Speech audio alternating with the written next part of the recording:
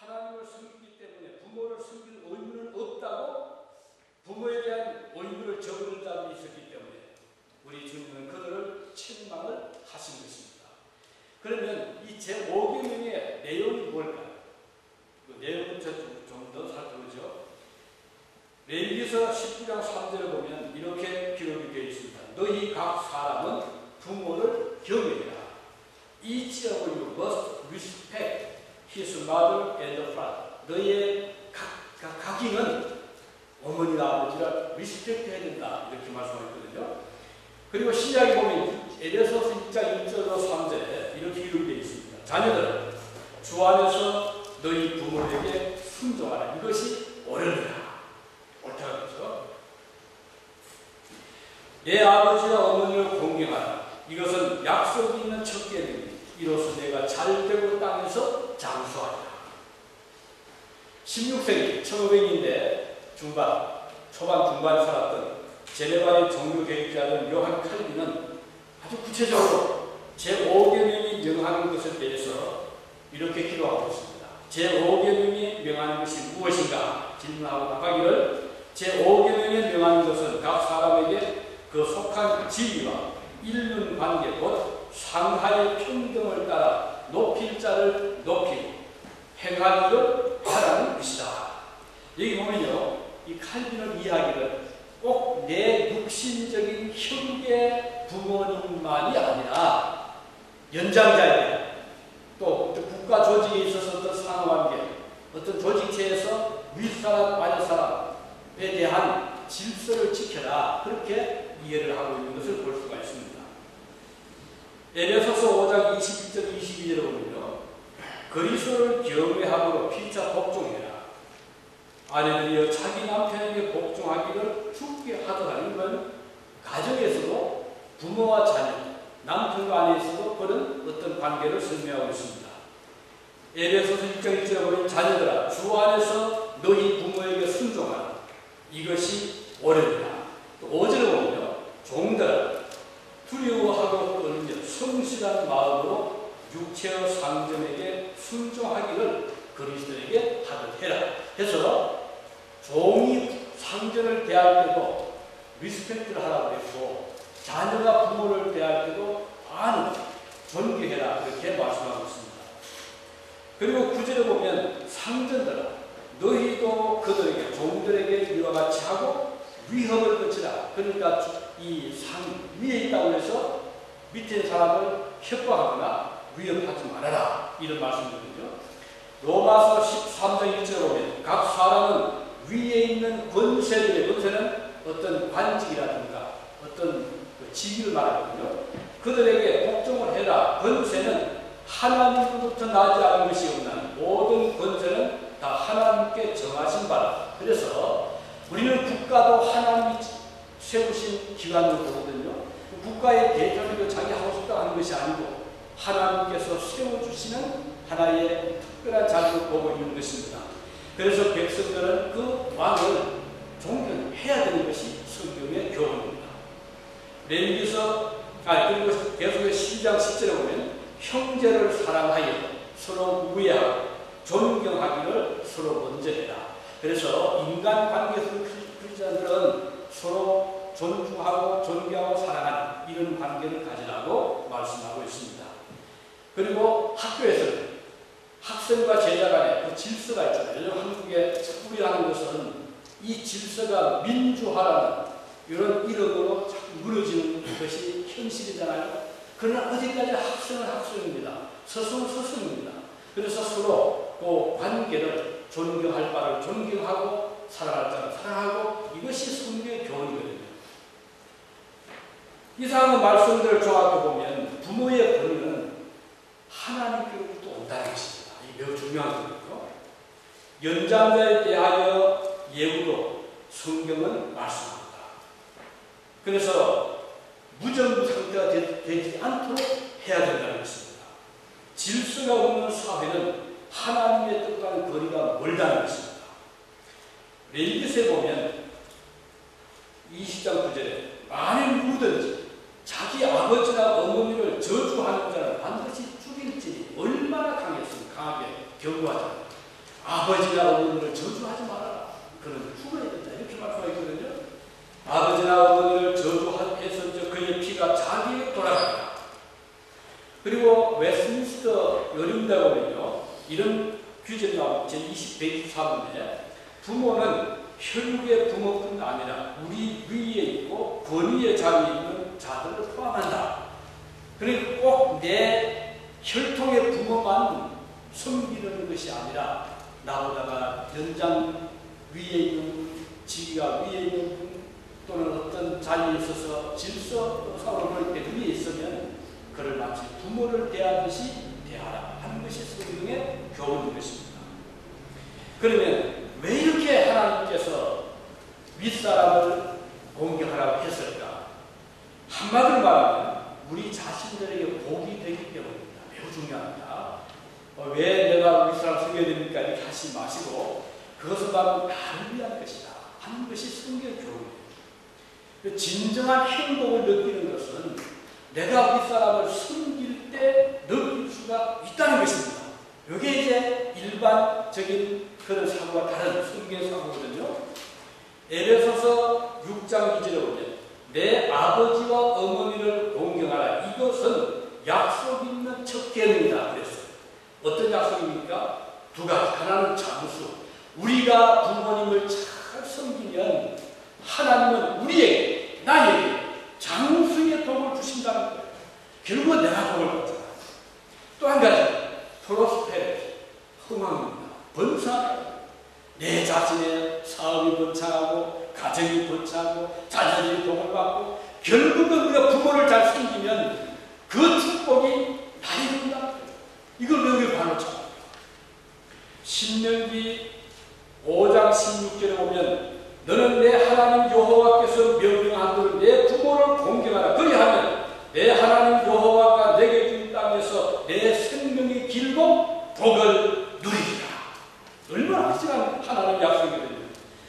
부모를 공경하면 오래 살게 하시고 흥왕하게 하실 것을 약속해 주셨습니다. 이 약속, 부모를 공경하는 자에게 주시겠다 하신 첫 번째 약속이다. 이 첫 번째 약속 의미가 있습니다.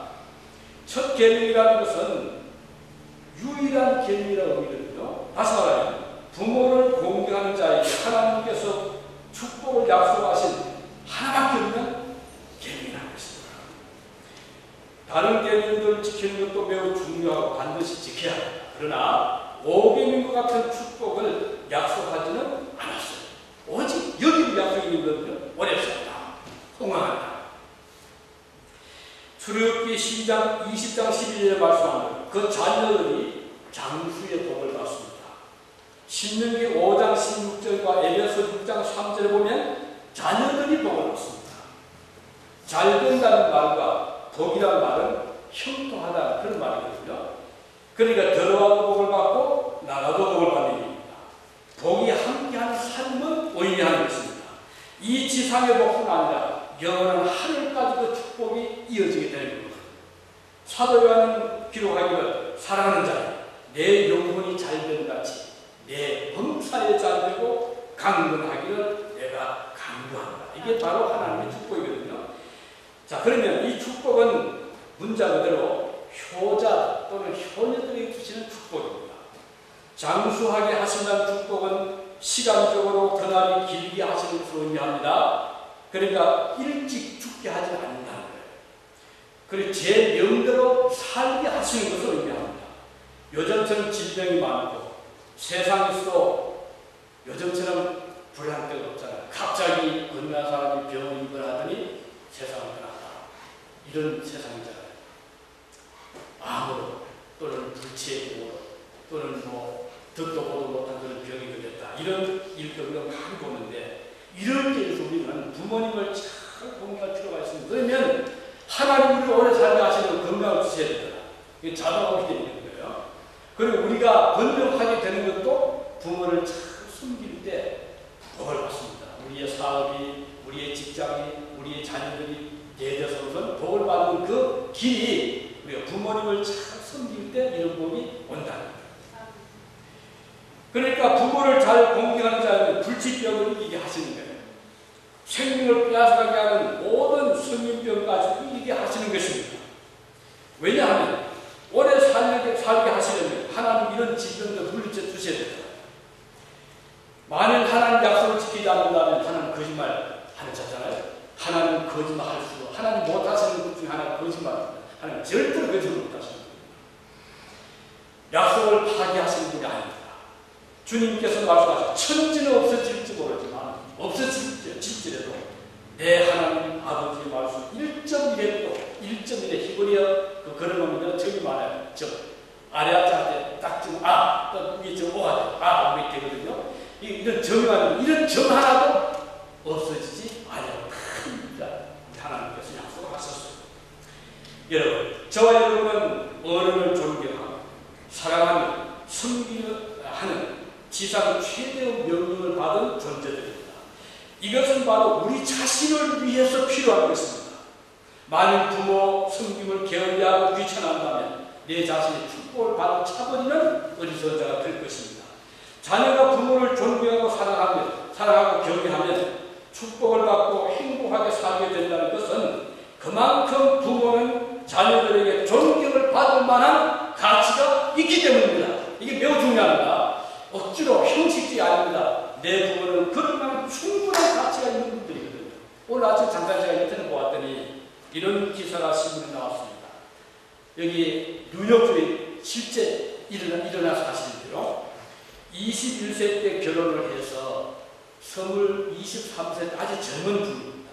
23세가 돼서 아들을 얻은 어머니라는 이야기인데 너무 기뻤죠. 그래서 익살했다는 거예요. 병원에 갔더니 아들입니다. 더 좋았다. 그런데 몇 주에 다시 병원에 갔더니 의사가 심각한 눈물을 지으면서 당신의 아이가 한국으로 정상이 갔다.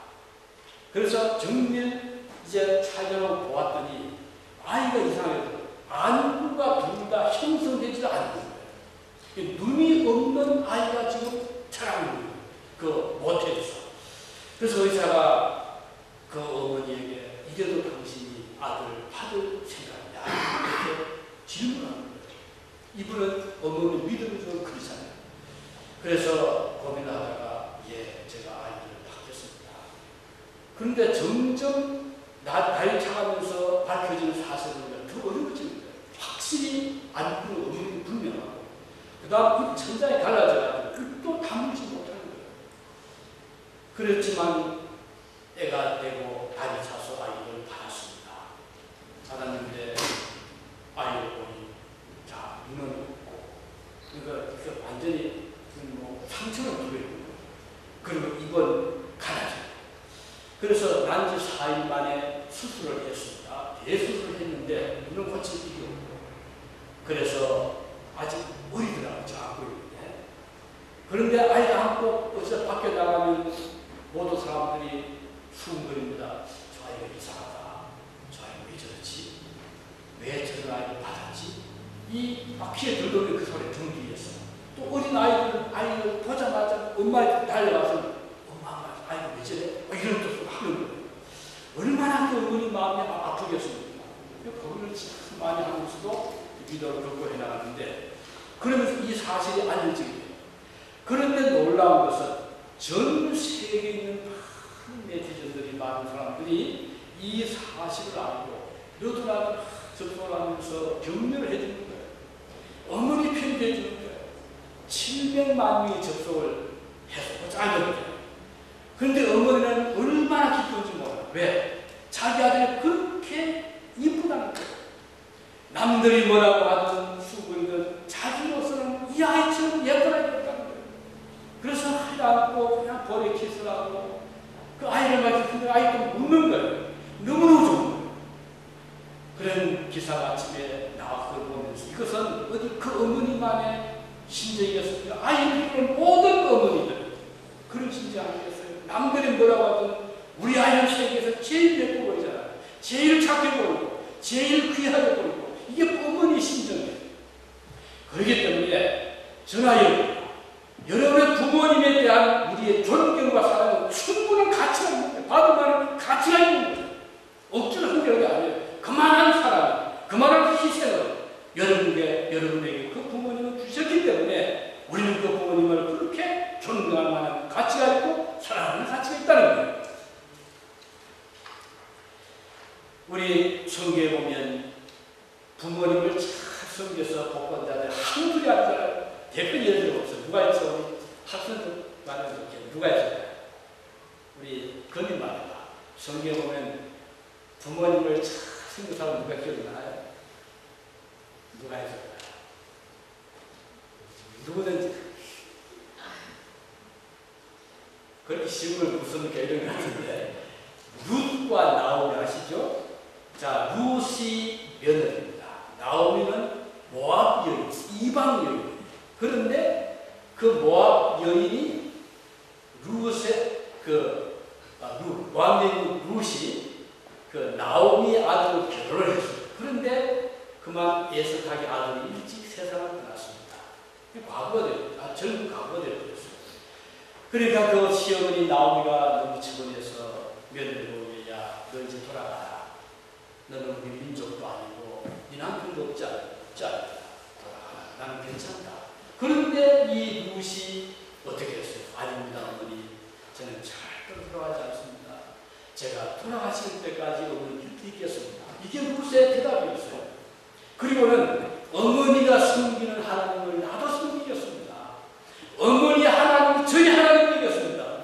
이렇게 대답하는 거예요. 그렇게 어머니 곁에 가서 다시 유대까지 가자. 하나님께서 위에서 이렇게 보시니까 그런 효부가 없는 거예요. 하나님 복을 주셨죠. 룻의 후손 중에 누가 났습니까? 예수 그리스도께서 그 룻의 후손을 나게 하신 거예요. 또 있죠. 요셉. 요셉은 어릴 때 형제들에게 미움받아서 막 애국으로 팔려갔잖아요. 감옥에 들어갔잖아요. 얼마나 그 마음을 원하는 찾겠습니까? 형제들이 나를 그렇게 이럴 수 있나? 그리고 아버지 왜 나를 건드리지 않지? 이럴 수 있었겠는데 또 불구하고 요셉은 나중에 애국의 총리가 됩니다. 그런데 소식을 들어보니 자기 형님들과 아버지가 가나안 땅에서 굶고 있다는 소식을 들었을 때 어떻게 했습니까? 초청을 했잖아요. 아버지 오십시오. 형님이 오십시오. 제가 좋은 땅을 드리겠습니다. 해서 땅을 주었는데 땅이 되는 겁니다. 땅이 되는 거예요. 이게 집사님 무슨 땅이 되었죠? 고센 땅을 준 거예요. 고센 땅이 아주 기름진 땅입니다. 옥토입니다. 나이가 좋은 땅은 요셉. 자기를 죽이려고 팔았던 형님들에게 주었고 아버지에게 준 거예요. 그랬더니 요셉이 얼마나 복을 받았잖아요. 이렇게 성경에 보면요. 부모님이나 형제들에게 잘해서 복받은 경우들이 한둘이 아닙니다. 그런데 이걸 모르고 그냥 발로 차버리면 너무 불쌍하잖아요. 그래서 여러분, 우리 자신을 위해서 우리 부모님을 존경하고 언어하고 리스펙트하고 잘 섬기기를 바랍니다. 이 하나님 기뻐하시거든요. 그럼 어떻게 하면은 어떻게 우리가 구체적으로 부모님을 잘 섬길 수 있을까요? 제가 많은 설교를 이렇게 서베해 봤더니 공통적이더라고요. 어떻게 마음 같은지 몰라요. 그 성경의 교훈을 다 기반한 것이 하지만 열이면 열 설교자들이 이 말씀합니다. 부모님을 잘 섬기는 방법은 뭐냐? 부모님을 존대해드려야 된다. 그 말을 다 설교자들가 했어요. 부모님의 인격을 존중하고 매사에 부모를 인정해라. 이게 모든 설교가들 공통적인 하나의 대답입니다. 자, 어떤 중요한 의사를 결정할 때 지금 고난이 나 있습니다. 우리 아버지 연설합니다. 그럼에도 불구하고 효현스러운 아들 어떻게 합니까? 아버지, 제가 지금 저 땅을 하나 봤는데 아버지 생각 어떠십니까? 이렇게 의견을 존중해줘요. 아버지가 잘 모르지만 아들의 의견을 들어보고 그래 참 좋다. 이렇게 해서 이걸 처리한다. 아버지는 연설한 말을 아시도 못해서 가만히 계세요. 제가 이렇게 한가 하면 하늘강 세잖아요. 이게 바로 존중해주는 자세예요.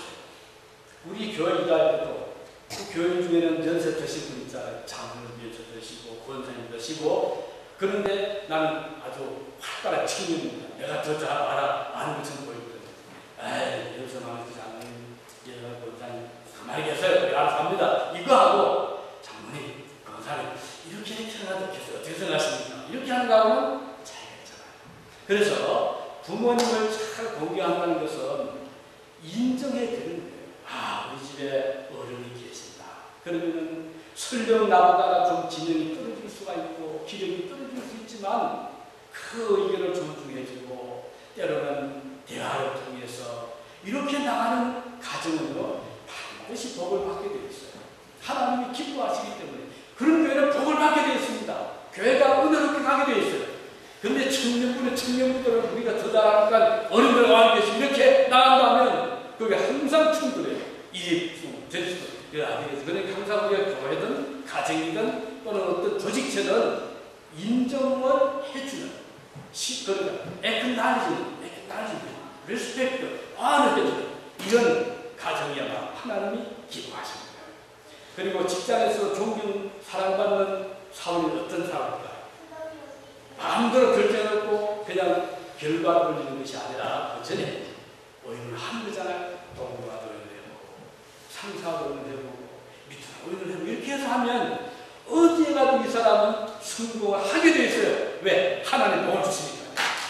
그래서 모든 설교화들이 요즘에 하나 공통점이더라고요. 인정이 돼요.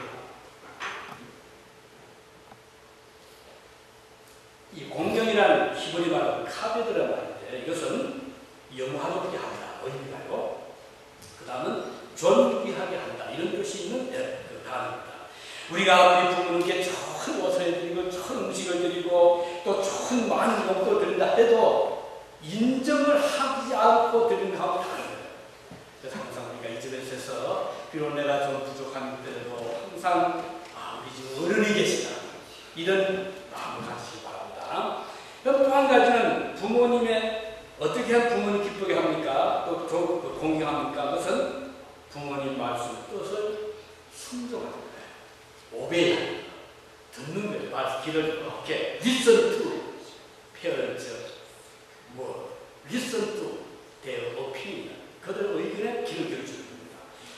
마태복음 21장에 보면요 두 아들 비유가 나왔죠. 아버지가 아들을 앉혀놓고 시켰어요. 얘들아 내 대신에 저 포도에 가서 일 좀 해다오. 그 첫째아들 예 하고서 나가더니 딴 데 갖고 된 거예요. 둘째 아들 아버지 저 바쁜데 하고 나갔지만 둘째 아들 가다가 생각을 바꿔가지고 아니지 하고 돌아가서 포도 일을 해 하고 돌아간 거예요. 자 아버지가 누굴 기뻐하겠어요? 설령 내 앞에서 노했지만 결국은 내 말을 들어준 둘째 아들 그 사람스럽게 보일 수밖에 없잖아요. 우리가 대담만 말로만 얘기할 수 있어요. 그때만 기쁘게 할 수 있어요. 하지만 장기적으로 보면 오래 가지 못해요. 그래서 중요한 것은 액션에 들어가는 겁니다. 우리 교회 일꾼도 마찬가지예요. 어떤 사람은 대답을 잘해. 예스. 근데 항상 예스맨인데 돌아가보면 아무것도 없어요. 이거보다는 때로는 노도 하지만 결국 보면 참 내 뜻을 따라서 이 사람은 사랑하게 돼 있어요. 하나님 마찬가지예요. 우리가 때로는 하나님께 싫은데요. 이렇게 할 수 있지만 회개하고 잘못했습니다. 돌이키면 주님이 참 기뻐합니다. 부모를 기뻐하시는 듯 하게 하는 것도 마찬가지예요. 부모님께 때로는 내 마음으로 좀 의견 충돌되더라도 어쨌든 뭐 하더라도 다시 한번 생각하고 또 돌이켜보고 어머님의 아버지의 그 기쁜 뜻을 깨닫게 될 때 이게 아닌가 하고 따라가게 되면 얼마나 부모님이 기뻐하는지 아마 겪어보고 아실 거예요. 그래서 부모님의 뜻을 존중해주고 그리고 순종하는 이것이 바로 부모님을 잘 섬기는 것이다 하는 것을 알 수가 있습니다. 에베소 6장에 들어오면 자녀들아 너희 부모를 순종해라 이렇게 말씀하셨잖아요. 자 그리고 또 이 아브라함과 이삭의 모리아산 제사를 보면 부자 간의 아름다운 관계를 볼 수가 있습니다. 하나님 명령에 따라서 산 모리아산으로 아브라함이 가는데 이삭을 데려가잖아요. 이삭 나이가 들었고요. 그런데 아들이 질문을 합니다. 아버지 불과 나무를 있는데 어린 나무가 있습니까? 산량은 잘 자시는데 아버지가 어떻게 답을 하겠어요? 그때 아브라함 아들아 번제하는 양은 하나님이 자기를 위해서 친히 준비하실 것이다. 참 부자가 내 아름다운 대화를 하면서 가잖아요. 그런데 결국 어떻게 됐어요? 산에 올라가는 아버지가 다 태도가 굳어지더니 아들들에게 앉아라. 내가 묶어야 되겠다. 아들을 묶는 거예요. 어느 아들이 그때 제가 도망갔을 텐데 이삭은 그 상황을 딱 이해를 하고 죽각을 하고 하나님께서 그 아들 이삭을 보실 때 이런 아들이 어디 있어요? 하나님 손을 대지 말아라. 칼을 이 집에 돌아 꽂아라. 하나님 당황하셔서 우리가 전적으로 부모에게 순종하고 절대로 하나님을 망하게 하지 않습니다. 하나님 반드시 그 자녀를 세워주시는 거예요. 잠언 30장 17절에 보면 아비를 졸업하여 어미 순종하기를 싫어하는 자의 눈은 골짜기에 까마귀에 쪼이고 독수리 새끼에 먹히며 얼마나 이 강력한 경고잖아요. 우리가 부모님을 잘 순종한 복을 받는데 그 반대가 되면 골짜기에 까마귀조차도 독수리조차도 그를 해친다. 그런 것이죠. 신명기 27장 16절에 보면 그 부모를 경홀히 여기는 자는 저주를 받을 것이다. 얼마나 강력한 경고인지 모릅니다. 이거는 시대가 아무리 가도 이건 절대로 바뀌지 않습니다. 천지는 없어지더라도 이 말씀은 절대로 없어지지 않습니다. 마지막으로 부모님을 기쁘시 하는 방법은 뭘까요? 부모님 필요를 채워드리는 겁니다. 아시죠? 날이 추운데 저는 괜찮습니다. 좀 참으세요. 이게 아니라 따뜻하게 내가 좀 덥더라도 따뜻해드리는 마음. 이게 바로 부모님을 기쁘게 하는 마음이거든요. 또 하나는 형제와 또 친척 간의 가족 간의 우애를 도모하는 것이 부모를 기쁘게 하는 거예요. 형제 간이 아무리 사이좋아도 때로는 충돌이 되거든요. 뭐 재산 분배도 그렇고 이해관계도 그렇고 그럴 때 우리 그리스도인들은 부모님을 생각하고 또 형제의 우애를 생각해서 양보할 줄 알고 물러설 줄 알고 이게 성도의 모습인 거예요. 좋은 소식은 서로 주고받으면 그 기쁨이 배가 됩니다. 그런데 나쁜 소식은 서로 주고받고 이렇게 협력하면 반감된다는 말이 있어요. 어려운 일은 형제간에 나누면 가벼워지고 좋은 일 나누면 더 커지는, 그래서 우리는 좋은 일을 나누고 어려운 일을 서로 나누어지는 이런 관계가 되면 그 가정은 복을 받습니다. 자, 이삭을 보면요. 이삭의 아들이 둘이죠. 이삭은 둘. 이건 누가 답을 해줘요? 상가? 이삭 아들 누구예요? 야곱과 에서. 박수 칩니다. 감사합니다. 자, 에서와 이 야곱이 형제인데 이 형제와는 사이가 좋았습니까? 안 좋았잖아요. 근데 나중에 보면 이렇게 좋은 관계가 이루어집니다. 그런데 그 위에 자, 이삭은 그러면 이삭은 형제가 있었나요? 있었습니까? 이삭? 없었어요? 진짜 정선 씨. 형제 있었어요? 없었어요? 누구죠? 이름 누구죠? 이스마엘. 그렇죠? 자, 이스마엘은 하갈의 아들입니다. 근데 아들은 첩이었어요.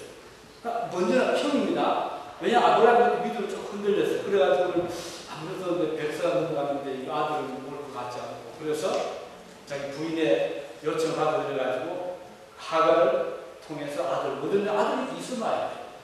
근데 하나님은 또 성격이 안 됐잖아요. 좀 기다려라. 그래서 이 사라를 통해서 아들을 주셨는데 그 아들이 이삭입니다.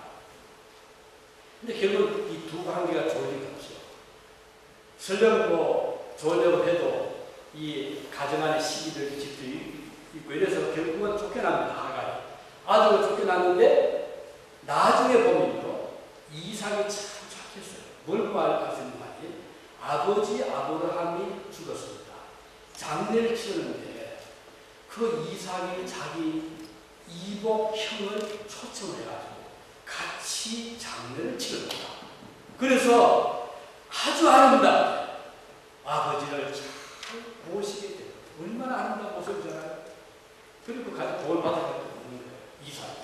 자, 우리가 선한 마음을 가지면 형제간의 우애함, 내가 마음을 넓히고 도와주면 그 축복은 다 해결되는 거예요.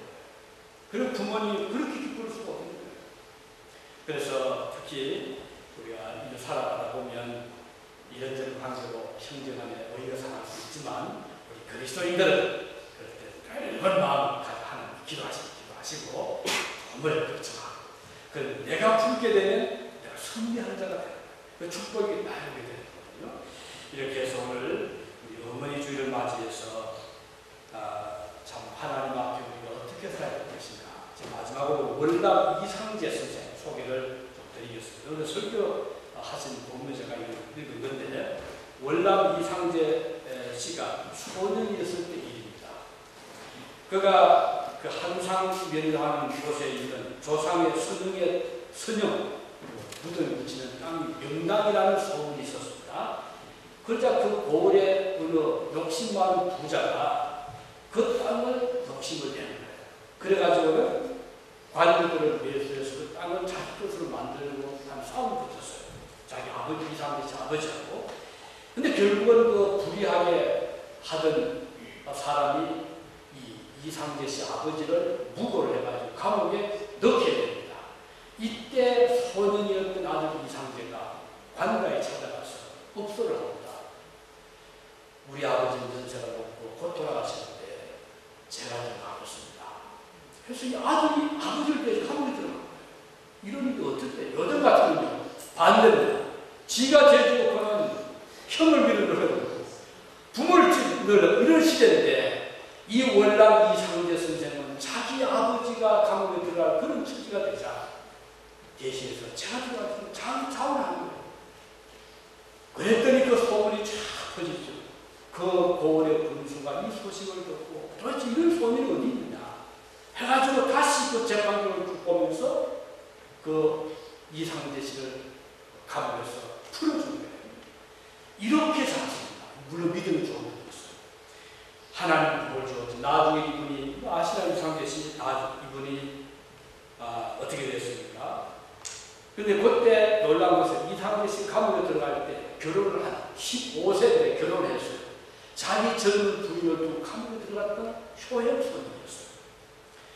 그래서 이 사람이 나중에 그 총무국장이 되고 주미공사 1등 서기관으로 발령이 되고 YMCA 총무가 되고 조선일보 사장까지 되고 국가에 큰 기둥이 됐잖아요.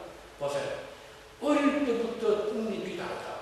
부모에게 효도한 사람, 수신제가 평생에 말이 있듯이 우리가 가정에서 본을 보이고 교회에서 본을 보이는 사람이 하나님께서 언제나 쓰시다. 그래서 오늘 우리 남 탓하지 말고 여러분 부모님 탓하지 말고 훌륭하신 분들 아까 말씀드린 국회의원 여인 두 안 없이 태어난 아들을 그렇게 사랑했던 그 어머니 심정이 저와 여러분의 부모님 심정입니다.